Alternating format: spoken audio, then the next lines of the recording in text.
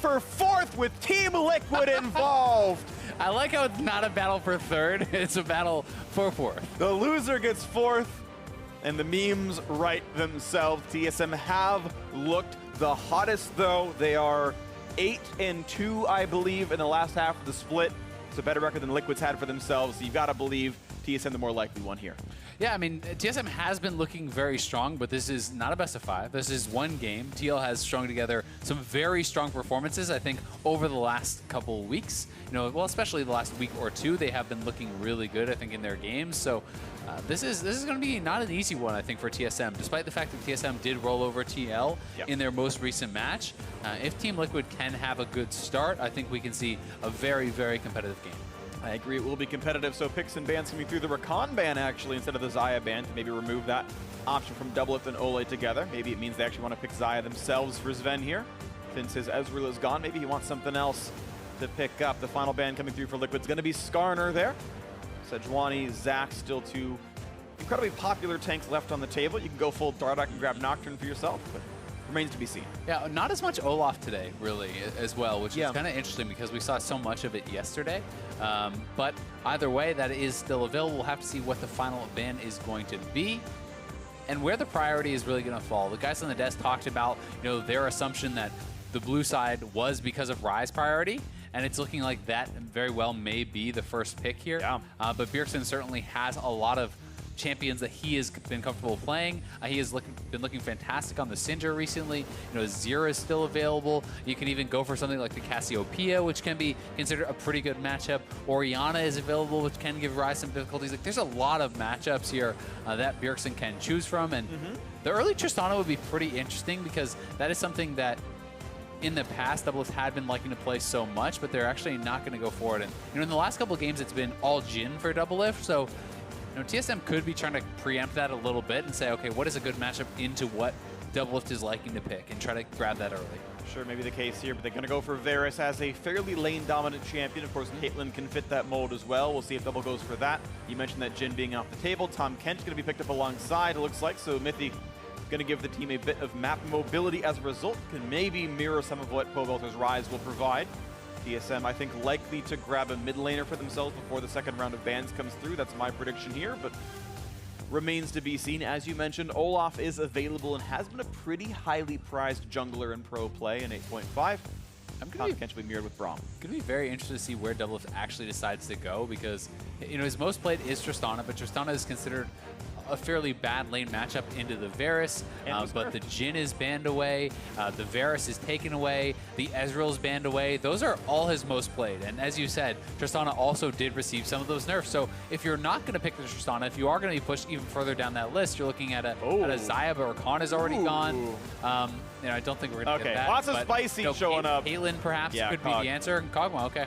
Yeah, Kog seemed the most likely actual pick up there, where it seems like Team Liquid do want to have some late game scaling. It's also nice to be able to match the Rage Blade power spike. It seems actually really valuable. And in the way pros are playing right now around bot lane, it seems they're really honing in that 11, 15-minute power spike and using that to do something. And DoubleLift not wanting to be left behind by playing an Infinity Edge champion. So Kog'Maw it is in that one.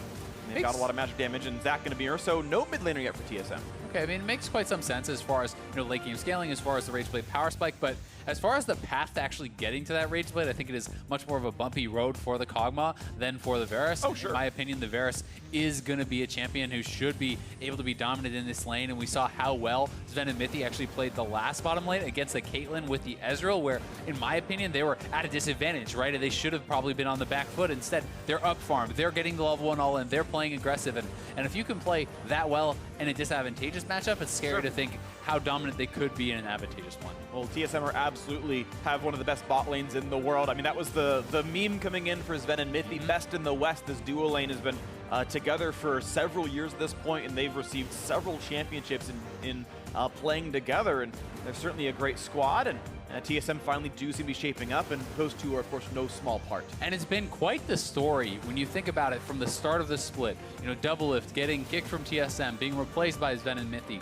TSM and TL at the start of the season playing, and DoubleLift and Olleh and TL just smashed TSM. They obliterated them. They beat them extremely fast. They won through bottom lane. Yeah. And TSM's progression from there has been pretty huge. They've improved massively. The last time they meet, it's TSM who comes out on top. And this is essentially the best of 3 now. This is the final game to decide who is the better team in the regular season. And I think that is pretty exciting.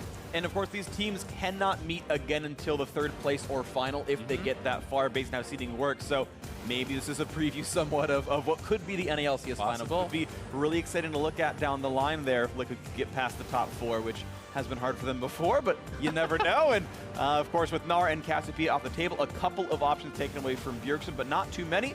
And they're going to go ahead and take the Flex Sion right here. And it seems to be a likely lock-in. It would be interesting to see Sion mid for Bjergsen. Despite the fact that most people don't think of him as a tank guy, he will play it if he thinks it is what is best. And when you think back to last year, when Galio was still built full tank, he started playing and he was receiving criticism for it, but then he made it his own. They began to win with it. He began to look very good on the champion. So wouldn't be shocked to see it go to Bjergsen, but Hauntzer also can bring this up in the top lane as that safe kind of blind pick. So we'll see where they want to go. And of course, TSM didn't send any of their bans towards the jungle. They put 2 more bans in the top lane to try to pinch Impact's pool, known of course to play his tanks very well. That Shen's still available though, which he's been so keen to play before. And into Sion, it's not like it's the best matchup for Sion anyway. Yeah, Shen can be pretty good, but there are more kind of lane-focused matchups. Lowy would be one, would be shocked to see it, but things like Darius we've seen, even more common picks like Trundle and Cho'Gath can match up fairly well in these sort of tank versus tank matchups. And the Cho'Gath is right up Impact's alley. It is something that he's going to be pretty comfortable on, especially when there's no guarantee that that is a Sion top. Of course. This is a fairly safe blind pick, even if it does result being up against that Sion. So now we know the matchups for Team Liquid. Cho'Gath in the top lane, Ryze in the mid. We've seen Sion played into both of those before, and they're going to took maybe a Trundle here on the top side and put that Sion over there, but as the Harvest go back and forth to figure out where they want to put these champions. I think Sion can lane very well into Ryze, but Orianna is the hover. You mentioned that at the very beginning of one of the likely odds for Bjergsen. Yeah. And he's going to be on one of his more famous champions. Orianna in the mid lane, Sion does go top. We'll be beating that Cho'Gath up there. And Bjergsen's Orianna, the fight for the 3rd place seed. Pobelter and Team Liquid hoping to make the rise in the standings at the end of it all. And I think this makes quite some sense simply because while the Trundle would be a cool flex pick to actually have this advantageous lane matchup perhaps, the scary part about it would be very low on wave clear. So if your opponents do get ahead, if they do start grouping and sieging and pushing, well, you have a Trundle and a Sion as your main wave clear. That's not going to be very impressive. So too much of the onus would be on Zven. And I think this draft is fairly well-rounded. You have very powerful engage with the Zac, with the Sion, who can be followed up on with the Shockwave and the corrupting chains there from the Varus. So definitely a lot of powerful engage in AoE CC. And meanwhile, on the other side, you essentially have this massive front line, 3 members in the front line protecting DoubleLift, protecting Pobelter. And it's going to be their responsibility to really be avoiding those engages, stepping back, and then punishing the engage coming out of TSM. It's a very magic damage heavy team for both these sides. Actually, the tanks are almost ubiquitously magic, and even the AD carry picks up on the Varus and the Kog'Maw deal a lot of magic themselves. So you expect to see a lot of MR come through to try to tank up this. The tanks get ahead, it's very easy to be invincible. Yeah, definitely so, especially I think against the Kog'Maw. If you actually go Adaptive Helm here as the Zac and as the Sion, that is ridiculously effective against the Cho'Gath, ridiculously effective against the Ryze and this Kog'Maw. So that is definitely something I'm looking to see if they will pick up on and itemize towards.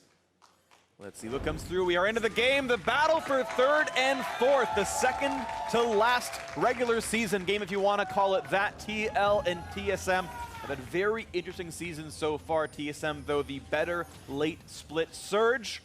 And now it comes down to this. Who gets the better seed in the playoffs? Who will dodge 100 Thieves as well into the very end of it all? Guarantee that's at worst a final matchup for them. And we'll see as they look at each other across the river. Pretty interesting to see DoubleLift also going press the attack here. He is not going to be going fleet footwork, so that is somewhat atypical. And it's one of those things where it was buffed on the last patch and fleet footwork was nerfed, but so many people are still sticking with it. And also when we talked about the fact that, hey, this is actually a fairly tough lane matchup for the Kog'Maw going into the Varus, that makes it harder, right? There's usually in laning phase, you're not getting 3 straight auto attacks off in a row, and you're not going to be able to actually force that out, whereas your opponent is going to be constantly healing up, and they're actually surrounding Impact here on the top side. This is some decent damage on Impact. They will now have a stun for a little while from mithy as they wait for the Q cooldown, and Rupture lands on it too. Ignite is used, which feels a bit brave, but it does mean he might have to take a recall back. And now Xmithie is here, up. And now suddenly TSM a bit surrounded. The rest of the squad coming in 2 versus 4. A big chomp comes down from Sion trying to walk away, but Olleh's going to land a slow down here. And Mithy's still on the wrong side of this one as the blue buff spawns up. And now Bjergsen joining the fray as well. So far, everyone's going to live, but Tahm Kench still not in the best of spots. Mithy is going to get a blast cone out, and everyone's going to survive. Pretty crazy start, but it's actually Mithy starting down both summoners. And yes, Impact is going to start at lower HP. Xmithie is going to start at lower HP, but that is not going to be super impactful, I think, especially with the Cho'Gath passive. Yeah. Unless Hauntzer can really kind of punish him early on. I don't think you're going to get much out of that. And Mithy is going to be, as a result, having to play this lane less aggressively and perhaps not be able to punish DoubleLift as heavily. But I do like the attempt at these creative level ones because it makes your opponents respect the fact that you can do these. Even if they do not work out in this particular game, in the future games, you have to have that in the back of your head. What if TSM is cheesing us? What if they're going to do these sort of mix-ups? And that's why I think it's very valuable long term. Maybe in the postseason you see more Trinket Wards get put down at level 1 because they're afraid of these kinds of plays. But as it stands right now, in this game, TSM are down 2 summoner spells in the bottom lane. Impact lost some HP top side, but don't expect them to lose too heavily against a Sion matchup. As the mid lane is going back and forth, the quick push going Bjergsen's way, shoving in, shoving in, shoving in. And we'll see when the first recalls do come through. Spellbook Pobelter will have TP later on in this one. A cleanse for Bjergsen, but sitting on Airy means he will not have map mobility later on in this. Yeah, it's going to be, I think, a lot really about the mid and the bottom lanes in this game. That is where so much of the damage is coming from. Both of these are 2-threat teams, and if your damage dealers do get too far behind, as you said, the tanks can very easily outpace you, especially when it is more of a kind of one damage focus, as so much of the damage coming out of both teams this match. Yep, absolutely. All right, now, of course, an equal game. The very early landing phase has been no major issues. And we see as the jungler's path around, the eastern jungle is clear. MikeYeoung back to the top side now, looking at maybe Krugs, and that's basically it. The 5 camps are already down. No Scuttle Crabs killed yet either. Xmithie finishing his 5 camps, and he's going to recall leaving the Gromp alive. Being that his opening item was a Hunter's Talisman and not Machete, he opts away from the single target camps, getting rid of the AoE ones instead. That's just intelligent pathing based on your opening items. So, quick tip for the junglers out there. Your items should probably match the camp you're killing. Yeah, definitely the case. And MikeYeoung is ending up on the top side of the map here, but theoretically, could look to put on a little bit of pressure if Impact is pushing out too far. You may be able to chase him down, especially in combination with the Glacial Augment that Hauntzer is running. That slow can be very, very dangerous to deal with if you're too far up in lane. And you see Pobelter has gone back for the early TP, grabbing that tier, starting to stack, and you have the opportunity here when you do get that earlier base with a teleport to try to keep your opponent in lane. You want to try to make Bjergsen stick around, maybe be able to run him out of resources and try to get an advantage there, not allow him to get that early base. Yeah, for now, Bjergsen's resources are pretty good. He's still got both his potions and more than half full mana bar, but you're absolutely right. If you can force him to stay in lane, down items against you as you're stacking up tier and he's buying nothing, that is what you're looking for. So we'll see if Pobelter and Xmithie can make that happen. Maybe even a mid lane roam if Olleh can get out of that lane. Right now, TL are shoving that one up, so there is maybe that chance of a roam happening. You can see Bjergsen tried to push in, and here comes his recall sitting on about 1,075 gold, right about at Lost Chapter money. Yeah, I'm probably going to wait for that Lost Chapter if he doesn't already have it when he does go back. Could be a pretty powerful buy, but it's actually, okay, so he's going to go straight for the tier. And this does allow him to go for boots as well, which is going to be pretty helpful in avoiding some of the skill shots and kind of staying a little bit safer against both the Ryze and the Sejuani. So certainly a very respectable choice here as well. It's not as much initial power as something like the Lost Chapter is, which is why sometimes people will prioritize just getting that Lost Chapter first. But if you think, hey, it's going to be a slow, kind of more passive lane, then stacking up the tier earlier makes a lot of sense, and that will pay dividends later. And that really was the goal when the design of those items came through, as Olleh gets to make the freeze happen, and mithy doesn't really force him off this one, so it's actually going to stop Zven's recall. Oh, and Xmithie is actually behind them now as a result. Zven's off this base. For Liquid, they've got better items as well. The stun on mithy is already there, and he's got his summon, but it does not matter. First blood comes through for Olleh, cleanly done. And TSM kind of screwing up that push. Yeah, nicely done there by Liquid, capitalizing on that. Olleh setting up the freeze is actually what prompts Zven to cancel his base. They say, no, we can't give up this freeze. We need to start this push in. Mithy knows he's caught. Not even going to blow the summoners. I think that is the right choice. Unfortunately for TL, DoubleLift is not the recipient of the kill, just gets the assist, but still a win on the bottom side of the map, and they do draw first blood. Yeah, 100 gold is 100 gold, but you're right, it feels bad that the 400 went to Olleh. Would have been better on either of the other champions, but he gets to push forward regardless. Taking a quick look at the top lane right now, a small lead for Hauntzer, it feels pretty good. Looking like he's going towards a fairly early Abyssal Mask with that Catalyst. Yeah, and sometimes people will just kind of sit on the Catalyst and then build towards other things if they elect to do that. This is pretty interesting. TSM is actually doing a super early lane swap. You can see that Zven and mithy have just gone straight up to top, and they're actually sneaking around here just now showing. And they're looking to try to put on pressure to this turret, and it's going to be tough for TL to respond in time, so we'll see what the answer is. It looks like now Xmithie is going to be moving up, and they're going to try to two-man defend this perhaps, and at the same time on the bottom side of the map, they're shoving in with their bottom lane. So I have to track how much damage these guys can really get done. Not only damage, but how many minions can they deny as well. Hauntzer has no TP, but does have ulti if he wants to get back to the lane. Also, still sticking around topside. He did not finish the recall. He's waiting for a play. If TL overcommits, that doesn't happen. A flash comes out, and Let's Bounce brings one back in. So they have the damage on an impact, looking for the slap together. In comes the unstoppable Sion for more CC to come through. A flash out from Pobe, but they find Xmithie. He's forced to jump away, gets just barely out from this one, and the health bar is incredibly low as Bjergsen might find the flash shockwave. Can he get it? Can he go for impact? There's a shockwave in. There's the kill picked up. Alone time with the turret. Of course, keep in mind that DoubleLift is pushing alone on the bottom side at that same moment. Oh, it's actually going to be so close on who gets the first turret. They ran out of minions. TL run out of minions, though, on the bottom side. And TSM just barely will get that first turret plus the kill. So a really clever lane swap here. I think catching TL off guard and TL not able to respond perfectly to it. They do lose the kill. They do lose the first turret. Yeah. Very nicely done. But one thing that you have to point out is really the CS differential in the AD carry role, because all of the CS was given over to DoubleLift on the bottom side, where it was shared or kind of not given over to Zven on the top side. Definitely relevant having that Kog'Maw spike up, but right here the Sion is still waiting, so it ends up being an extended 5v3. Yeah, exactly. The Sion actually cancels his base. I believe TL was thinking he's probably already gone. And then Pobelter coming in.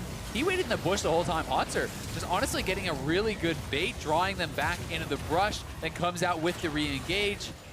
And Bjergsen was already on the roam. You can see he shoved up mid lane, denying as many CS as possible. And instead of trying to go for the flashier big play, he gets the guaranteed kill, doesn't expend his flash, and will stay safe. So just good, consistent play there from Bjergsen. Absolutely is. And the game right now is tied. A trade of one turret for one, a trade of one kill for one overall in the game. TSM first to get to the bottom side means they're looking at this Mountain Drake, slowest to kill and not the most important in the early game. Only means turret and Baron and such damage, but they are knocking that one down. Xmithie waiting across the wings, puts the ulti in. Here comes some damage as well. Smite fight going to be coming through. Who's going to grab that one? Down to 700 HP. The Zven's going to get the kill on Xmithie first, and he loses his life. And the Smite, of course, then comes through for MikeYeoung afterwards. So TSM getting two objectives there. I'm actually super surprised that Xmithie even tried for that one. He didn't have his flash. It's 5 TSM members in the pit, so that was always going to be a one-way trip, and you know, a worse than 50-50 style chance, but I don't know if it's really worth it there. I think he was hoping he could have blast coned over and queued back out, but there's so much CC, the silences and everything else possible. Yeah, it did seem like a big risk. He went for it, and obviously it did not pay off for him. One-way trip it was indeed. Back to Fountain he goes, and now more gold in TSM's pockets, plus that Drake. And the kill going over to Zven, right, who has picked up both those, grabs a red buff, which is going to be pretty nice here too, so going to be pushing him further towards that rage wave. You were mentioning the CS difference between DoubleLift and Zven, but when I checked, their gold is identical right now. The 2 kill credits making up for the farm, so you got to say that power spike has sort of been lost that DoubleLift got with all that extra farm. 500 gold lead for TSM right now. And now ulting in behind Pobelter. Ooh, he's going to try to get away. Shockwave going to land anyway, though, and there's not much of a place to go. Suddenly, a 4v1 out of nowhere. Camp mid, and Pobe is dead. Just beautifully done, honestly. The rotation here from TSM. The bot lane has been moving around the map, very proactive, and without the flash on Pobelter, they knew he couldn't get away. This is going to be another turret here for TSM, and the most critical one on the map. Yeah, mid-outer falling. That limit does not happen early on, but to get that one there, a great dive. Pobe had no summoners, and obviously the CC overwrote the ultimate. TSM now up 1,400 gold. This is the time you want to peak, even though they could not grab a playoff bye. They are looking like the scariest team in a lot of people's eyes. And now making a sort of clean run through what looks like the sort of the precursor of the playoff bracket through the extended tiebreaker series here. They definitely look scary. They definitely do, and playoff bye or not, they are looking like such a good team, and if you win this match, whoever does, TL or TSM, they will get the assumedly worst team of the bunch in the quarterfinals. They will be playing against the 6th seed and have a very good shot of making it to the semifinals on their own. And it's always interesting to me to kind of talk about how much of an advantage is the bye. Because yes, you do skip one round, but at the same time, sometimes having the warm-up in best of fives, having that quarterfinals can help teams ramp up and really kind of move forward towards that eventual goal of the finals. Sure, I'm always of the opinion that it can be quite valuable being able to hide strats. Being the timing of the patches, 8.5 was only played on week 9 and will be the playoff patch. So a lot of these teams only have to play 2 or 3 games and they have to show nothing else until the playoffs begin. And if you can wait another week, you get to see 5 games of what TL plays, 5 games of what Clutch plays, and react to that can be valuable. And there's certainly the risk of just losing in the quarterfinals, right? You know, if you have a bad day, if you do lose, even if you're a 3rd seed versus a 6th seed, you can fail in those matches. So there are pros and cons, certainly, but it's always interesting to kind of see people's different opinions on that. Either way, the Rift Herald taken down, immediately going to be dropped, and there are more gold kind of in the pockets of DoubleLift there as he picks up some of that local gold, and they're able to convert immediately. And TSM is looking to, again, just kind of match that pressure on the bottom side of the map. They're moving around very well. They're trying to focus all these turrets and trying to come out on top in these trades. Back down to about a 900 gold difference. Teal hoping to keep back up into this one. Of course, a lot of work cut out for them. They've only picked up 1 kill for themselves. Archangel's staff done for Bjergsen. That's going to be stacking rather quickly here. 20 CDR, of course, already in and getting more and more mana, thus more and more ability power. Rageblade done for both AD carries. That's an important power spike, but nothing easy to play for as the Drake and Rift Herald are both off the table. Drake won't spawn for another 3 to 4 minutes right now, and the turret's going to be a little bit hard to reach. It's mid-outer that TL can attack, and the bottom outer from TSM. Despite the fact that TSM has really been kind of dictating the pace of the game, that they are the ones 1,000 gold up, it is pretty nice for DoubleLift that he didn't have to deal with a really tough laning phase. He did not get put behind. He's able to just essentially free farm to his Rageblade, and now going to have opportunities in these team fights. They find the knockup, they find the double Q slap, and Let's Bounce is going to bring in 1 as double flash away. Coming in for Not DL. easy for Olleh, but jumps right back into his teammates. Here comes the rest of the squad. 5 are here, and TSM suddenly outnumbered as they're starting to fall. 1 is gone, make it 2, and MikeYeoung might have a prayer here as he jumps right across the team of Flash Q comes across now. Flash the Ryze himself. Follow. And they're going to find 4. Shockbabe going to disengage, but Xmithie already finds the front line. Plus Rupture means Bloblets, and that's going to be a certain death. They give the kill to Impact, interestingly enough. Big fight out of Liquid. Yeah, should have given that one to Kog'Maw, but still such fast reactions. The double TP comes in faster and closer for TL. Their members collapse. They turn that one around. That is a big win for Team Liquid. Going to be able to even shove in on the bot side here. More farm in the pocket of DoubleLift. And it's gold, gold, gold in the favor of Liquid now. This fight really good for the blue side. Yeah, definitely the case. DoubleLift able to create some space, flash back, avoiding the Varus ultimate, which was key. And look at where they're TPing in compared to where Hauntzer had to TP in. He didn't TP in over behind the turret. There was a ward right there. Ward right there, but you know, he didn't choose to do that, or perhaps did not see it on the map. And either way, in this case, he probably wouldn't have been there in time. Probably would have just given over another kill, but it is 3 kills on the play for TL, and really big swing. Absolutely huge right there. 600 gold now puts Liquid ahead, and well, maybe that story's going to be dead. It will not be the 4th place end for Liquid, even though you thought the story wrote itself here. Let's see what comes through. It's going to be interesting still as time moves on. Drake's up in 5 seconds. We'll see if TSM can grab this or Liquid will. And some really big completions, again, coming through here for TL. You can see the priority on the Magic Resist. 4 Merc Treads already bought up by TL. 2 Abyssal Masks coming through already, and that is going to make them so tanky against a lot of these members, as it is, you know, a fair bit of mixed damage coming out of Zven. It's pure magic coming out of the Zac and Bjergsen here, and even the Tahm Kench. So it is one of those cases where those items can make you so much more tanky than you would initially anticipate. Going to be the ones to hit this Mountain Drake now. Team Liquid seem to feel much more durable here on this one. We'll see if anything happens on the TSM side. They're pushing in the mid lane wave. There's no turret to attack. Wards dueling, fighting for vision, but 2,000 HP left into this one. Unless there's going to be some kind of steal attempt, and it won't happen. A shot comes through for Impact. The Mountain Drakes now across this map have been traded. TSM, though, still should be able to push in mid. They're pinging it somewhat, and yeah, they're going to get a bit of damage now onto this one. The best they could have made off that play. Turret will go down to about half HP, but the minion wave is dying pretty quickly. Getting it lower and lower, and Olleh actually getting himself into melee range will take some damage. Nice Shockbabe comes in, and he could be running out of health, and they will, in fact, delete the Braum. Olleh stepping a bit too far forward. That actually might mean mid lane tier 2 will fall. Yeah, Olleh just kind of wandered in there without the support of his team, and he's going to go down as a result. Looks like they will be able to defend, but still heavy price to pay for a bad path there from Olleh. Yeah, 80% of a turret plus a kill. I would probably take that for a Mountain Drake in a lot of cases, especially because these teams are fighting so closely for tempo back and forth. TSM getting a bit more out of that one.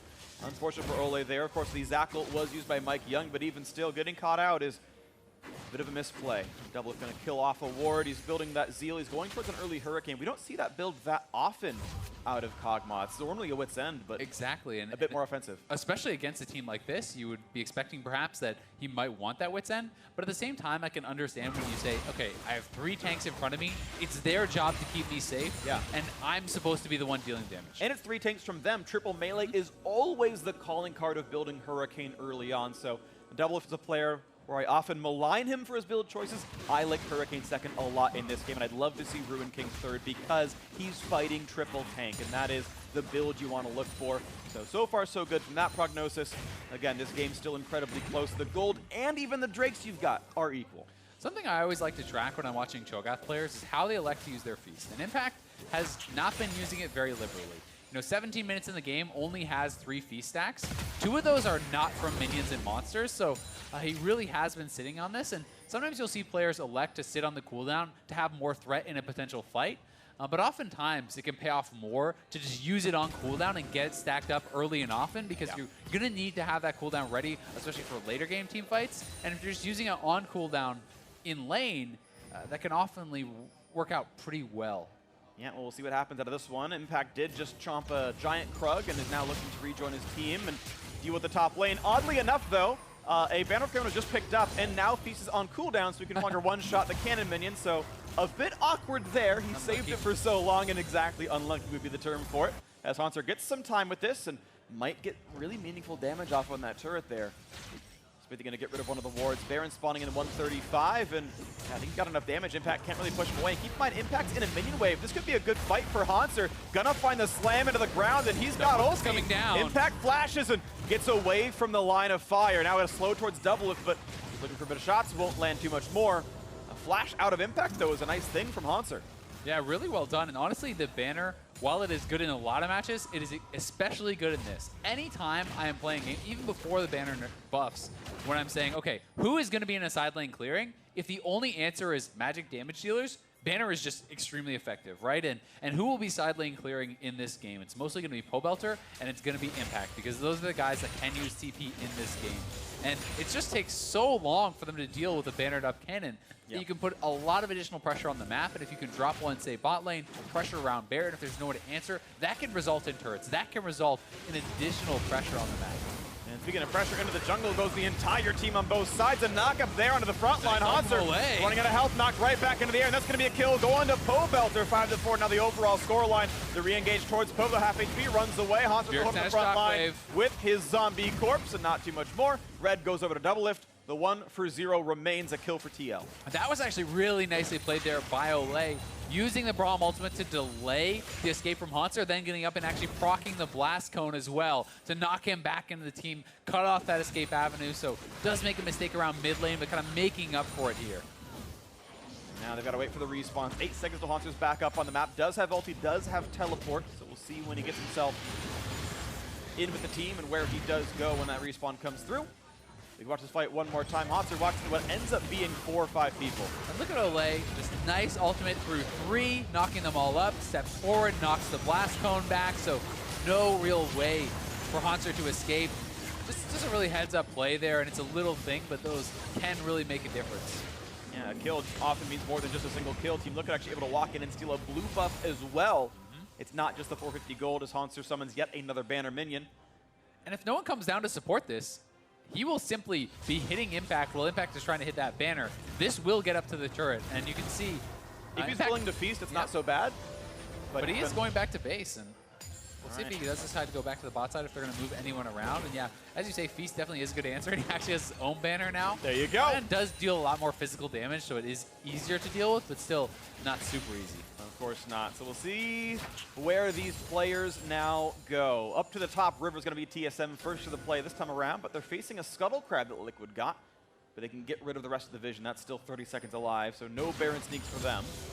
And you can see how as soon as he drops that banner, moves up to the top side of the map, trying to create pressure on the bottom side and then look to make a play away from it, knowing that someone must walk down, must respond to that before they can really come and deal with TSM. And in this case, it's gained them vision around the Baron.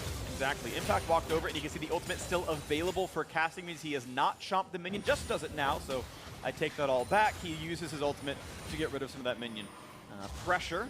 Infernal Break spawning in 3 seconds, and of course Impact now no longer has Feast for the play. Looking at maybe a bit more.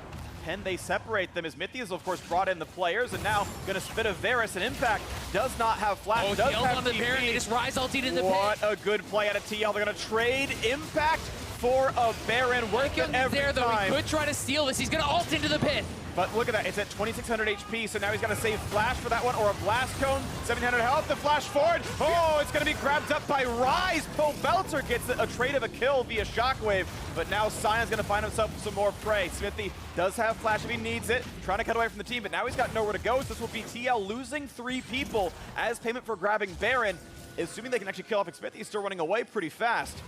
Might have a chance to get out here, but I don't think so. I think he's going to be run down.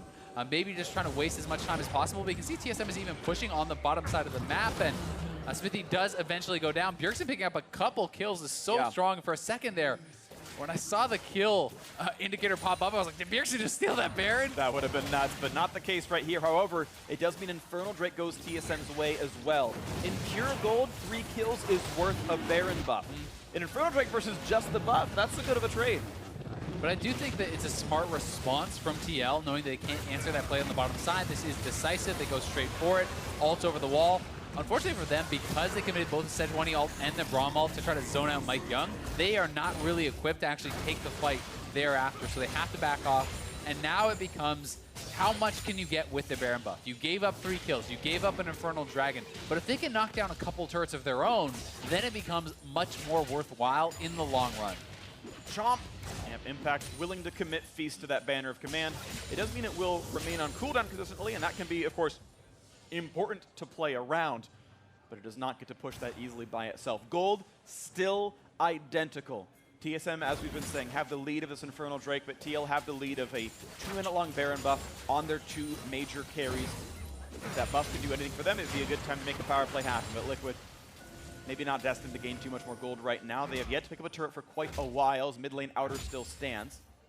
DoubleLift even picking up the Merc Tread. So 5 Merc Treads on the side of TL. Really prioritizing the MR, really prioritizing that tenacity for the CC reduction here against the magic damage and CC heavy team that TSM has put forth. And it looks like DoubleLift is going towards the Blade of the Rune King, as you had kind of hoped he would. Yeah. It is extremely powerful at punching through these tanks. When you look at the Sion, the Zac, and this Tahm Kench, you have the Hurricane, can hit all 3 of those. You have the percentage HP damage, which is also going to be very, very effective there from the Blade of the Rune King. So this is an ideal build at tank killing, and I think that's what he needs to look for. Meanwhile, Tank's trying to kill him, but only the front line is grabbed as Olleh forced to flash right back out. The stun comes through. What are they going to get? A lot of damage, and Braum is going to go away until Winter. That's a kill picked up. Sorry, Santa, you're gone. And this one, a nice Shockwave. Going to get Impact. Xmithie actually disrupts the jump forward, but a slow is going to land, and Impact will lose his life. A kill over to Zven. 2-0 TSM. Baron buff or not. And have to go to the top lane for some more fun. Yeah, just a nice engage there from MikeYeoung. They find a couple of kills. Olleh having to expend both his summoners there too. Impact down 2 summoners as well. Nothing really used from TSM besides a couple ultimates, and that is a much more expensive fight for TL, and it's one that they lose. Absolutely. TSM getting better and better now as time goes on. The team that initially was getting a lot of early game leads at the beginning of the split and then just could not convert, and they couldn't play aggressively enough. They've, of course, improved that quite a lot throughout time. A lot of that being on Bjergsen, 4-0-4 in this game.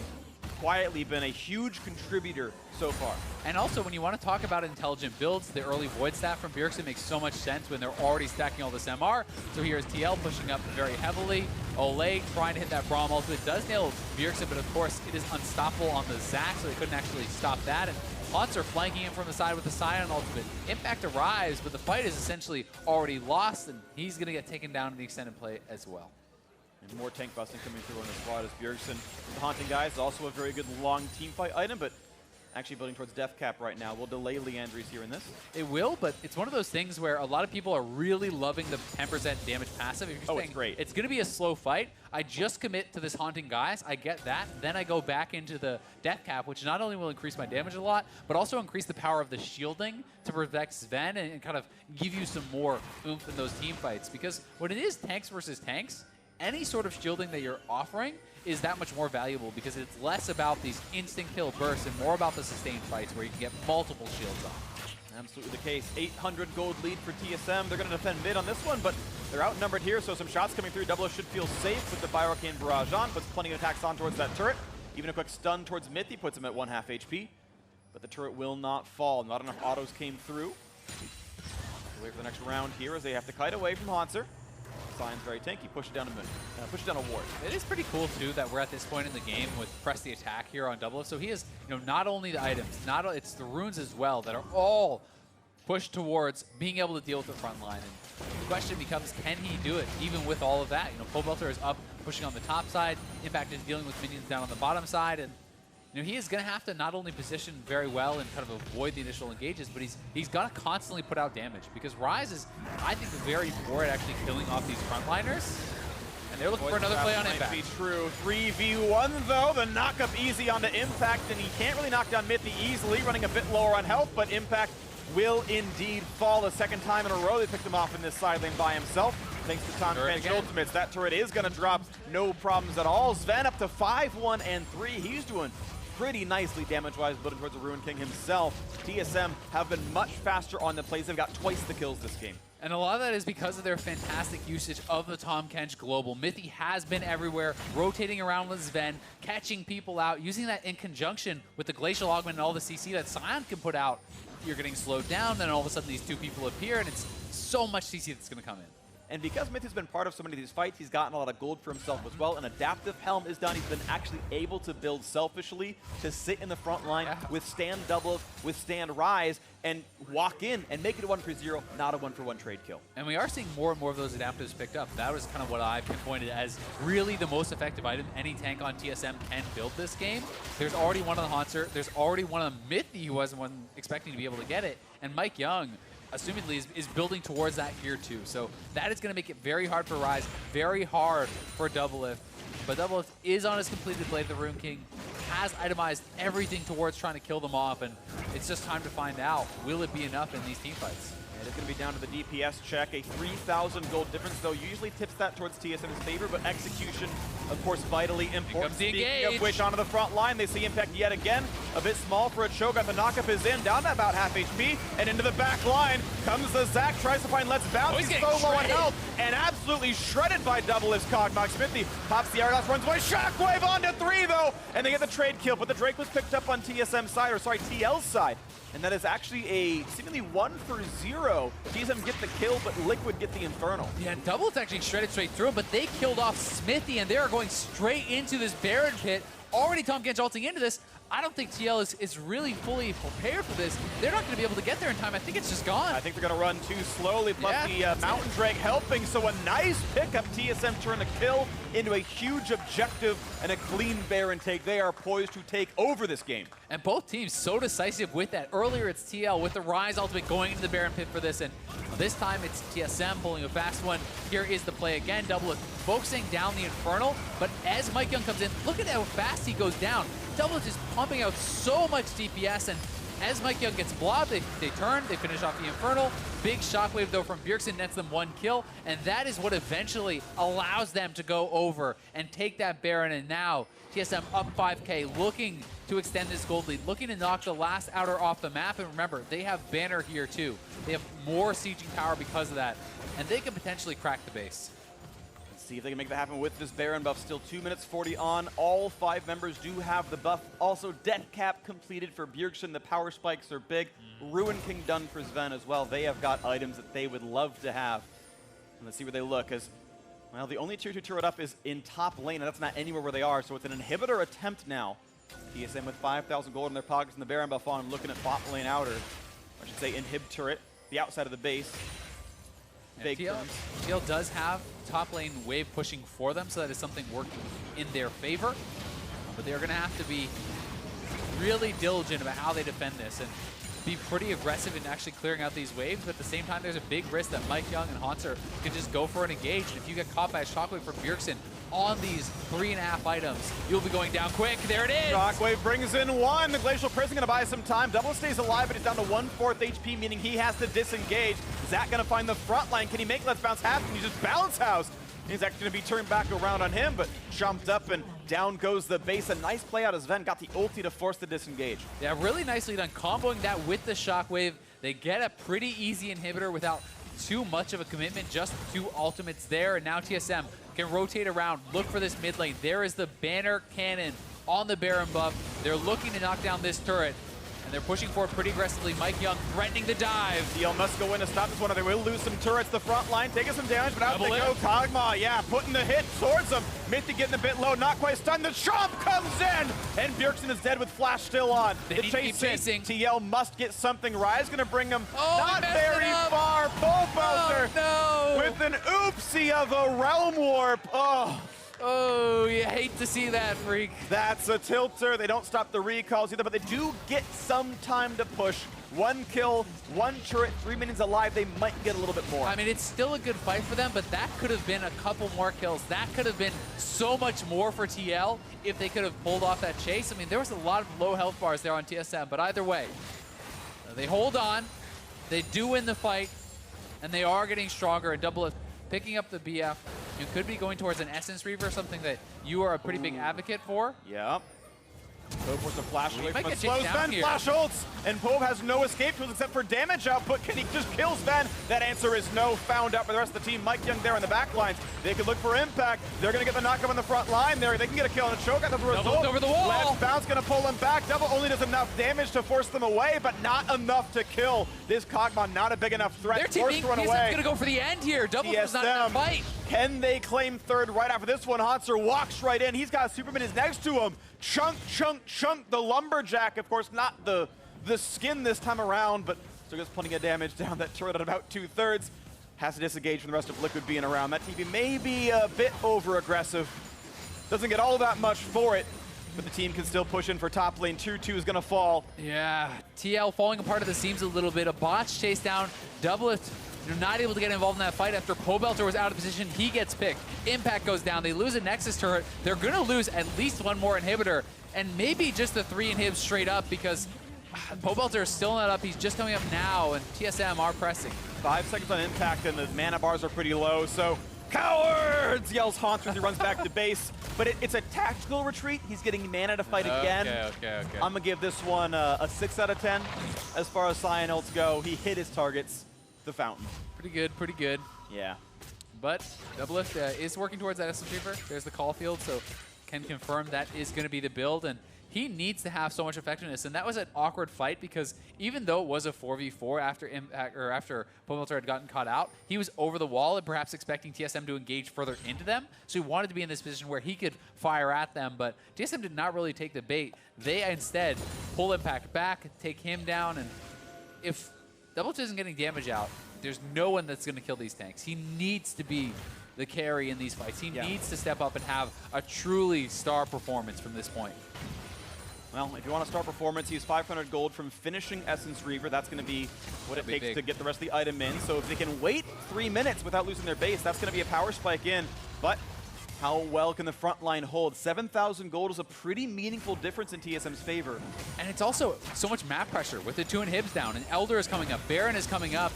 TL essentially needs to force a fight right away to be able to challenge for this Elder. And they need to engage. They need to win the fight, get the Elder, get back to base. Elder's alive. Not going to be landing on the Hauntzer, but that sign is very tanky. Sejuani only gets some of the back line, but there's no follow-through on a Bjergsen. Now they've got some time shooting up at Sion. And this time he will ult for a disengage, but the health bar getting pretty low at 1K.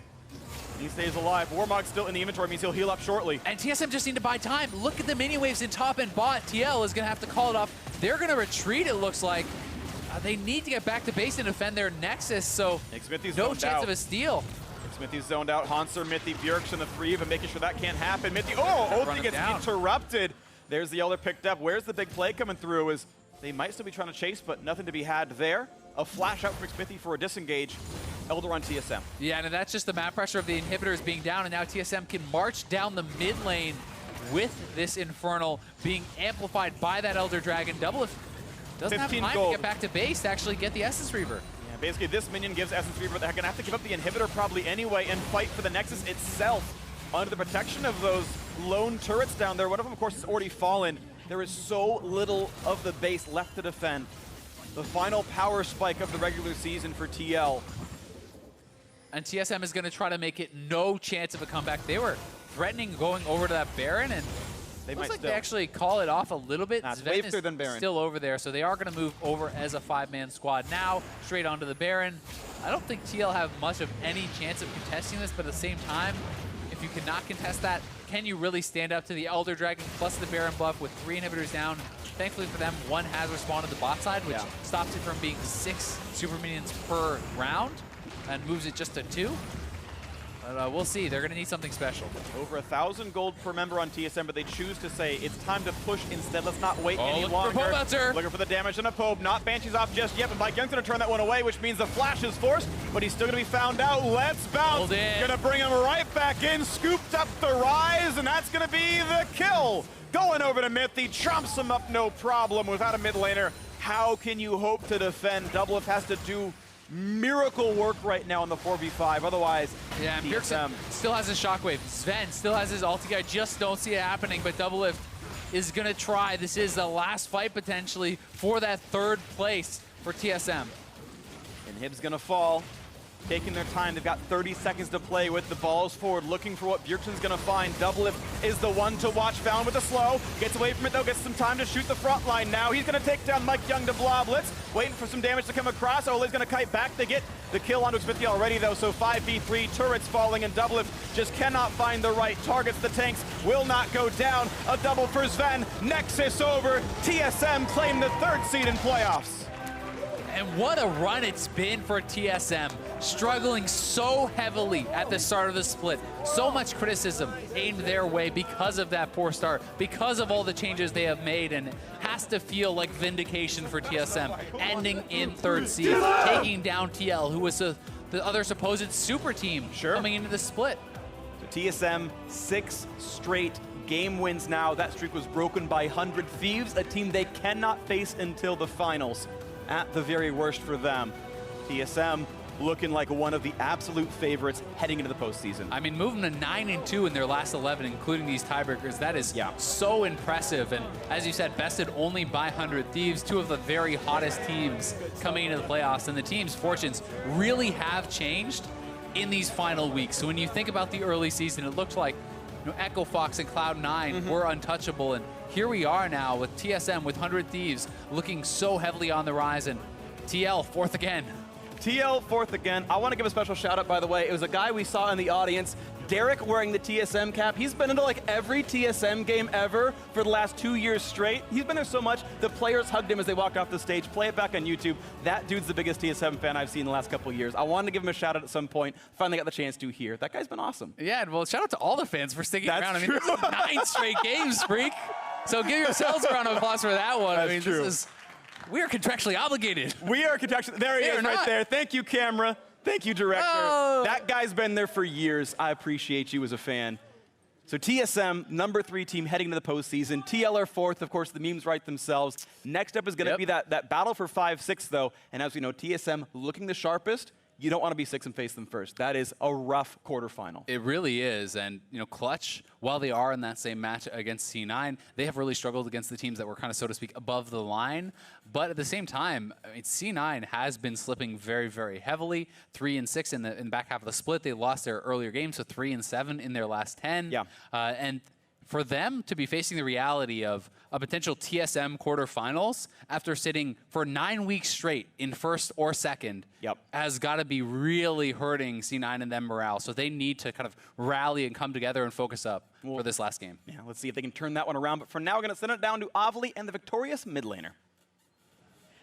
Thanks, guys. First of all, Bjergsen, on behalf of the entire NA community, I just want to thank you for keeping the Liquid 4th place meme alive. Thank you so much for that. Round of applause. Secondly, congratulations on the victory. After a long day, you have taken down Team Liquid in a split-long best-of-3. Now that the regular split is over, how are you feeling? I feel better knowing that we ended up in, is this 3rd place? All right, that's good enough. I mean, it looked like we barely even made it to playoffs, so actually making it into the top 3 is really good.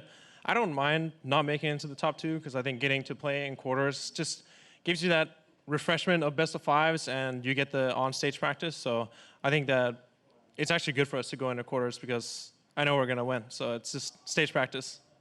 So I'm hearing you correctly. You purposely planned this the entire split long just to get the extra stage practice? No, I wouldn't say that, but it's just making the positive out of the situation when I think there's positives in the buy and there's positives in playing in quarters, so that's just what I'm focusing on. I'm just joking around with you, but you are up for MVP candidate once again. Why do you think that you deserve it?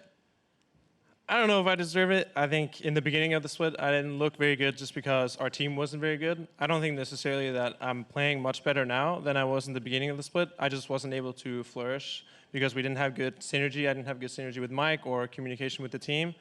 I think probably someone who is more consistent throughout the split deserves it more than me. But if anyone wants to vote for me for MVP, of course, I'd be happy to receive it again. This may be a strange question, but do you think anyone on your team may deserve it more? Oh, man, that's really hard to say. I think Mike definitely deserves... Oh, he can't be rookie of the split anymore. But I think Mike really has... He's improved so much in the last few weeks, and he really carried a lot of these games. TL banned his Skarner because I think he played Skarner 3 times today, carried every single game. And I think it's... Not to put down my teammates, but I think there are players on other teams that I've seen playing really consistently well, whereas our team, we've had too many ups and downs. So I would say... For the MVP, it would probably be someone like Febvin, Xmithie, and Darda. Well, thank you for that input, and congratulations again on your victory. Wish you the best of luck when we see you play again on Sunday. And for more on the game, let's hear from the analyst desk. Thank you very much, Olleh. Bjergsen very humble in that interview, of course, because the back half of the split performance for TSM has been so great, and he has been one of the major factors in that success. Ultimately snagging 3rd here by knocking Team Liquid down yet again into their much-deserved 4th place. Jat, this rings a lot of bells for me. I feel like we've seen them in that position before. I've seen Mark wearing these clothes before, too. Yeah. Like, I'm getting weird flashbacks to This days is a new gone hoodie. by I don't know why, but when you wouldn't have Liquid was... Yeah, 4th, They didn't Mark, have these Liquid. Yeah. So, you know, there's like a holy trinity of, really weird. Makes a whole lot of sense. But in actuality, I think this was a game we were kind of talking about before it.